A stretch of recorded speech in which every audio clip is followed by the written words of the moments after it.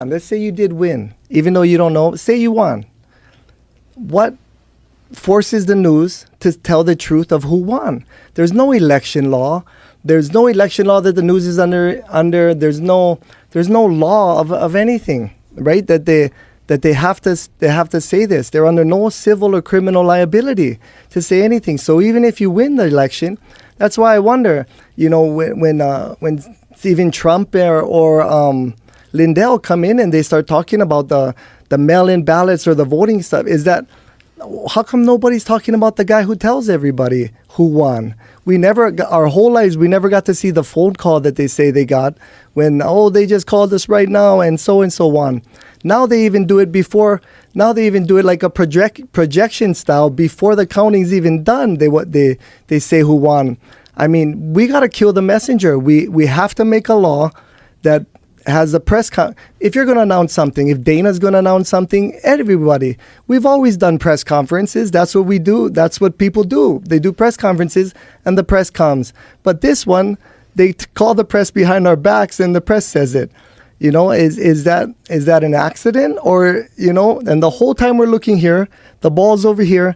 But what about these guys? Are we never going to look at these guys? I'm waiting for Trump to, say, well, let's go look at these guys for a little bit.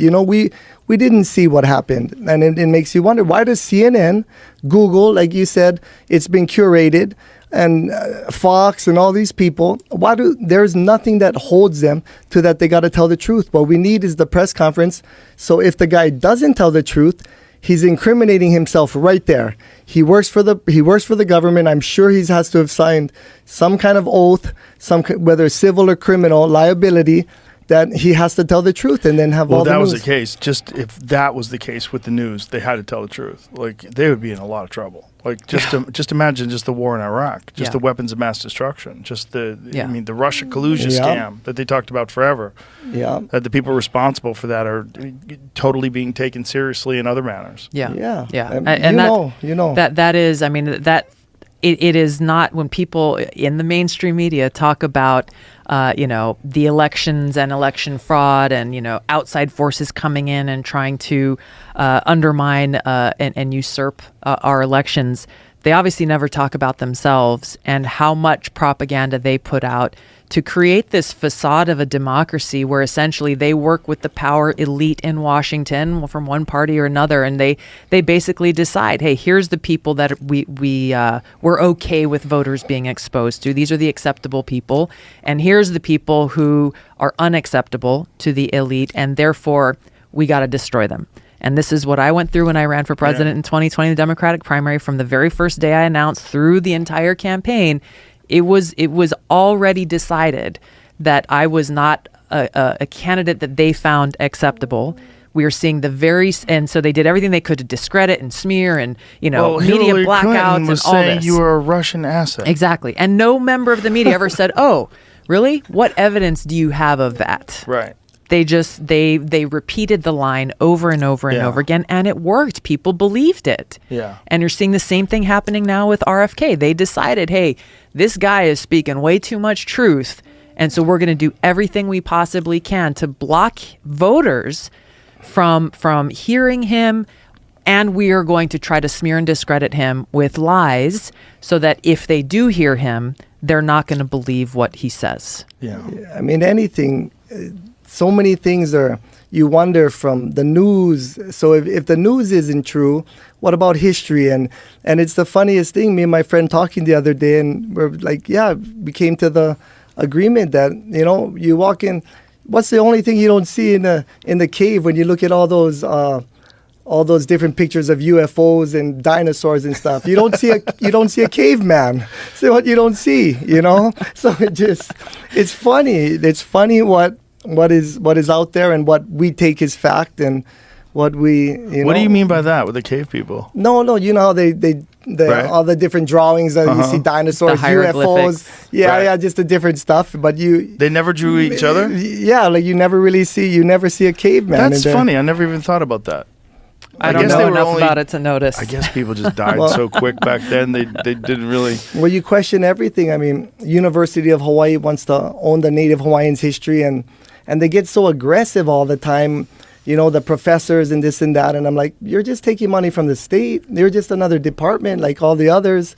And, it does, it makes me wonder the different things that, they say from a petroglyph that they made this boat and we came across the ocean and different things. And, being from Hilo, we're the ones who always get hit from the tsunamis. So I'm like, hey, man, how do we get hit from the tsunamis if we knew about the water so well? I mean, it makes you wonder, I think makes you wonder. The thing that is so alarming is that, again, I'm going back to the funding for Ukraine. The fact that there are Democrats and Republicans in Congress who have blocked every attempt of accountability for how that money is being spent, how our money is being spent, says it all. They don't want us to know where that money is going. They don't want us to know how it's being used. They don't want the corruption that continues in Ukraine to be exposed. They don't want us to know the truth. They just want us to continue to support them writing this with this blank check, essentially, without any justification, and tearing people down who just say, hold on a second.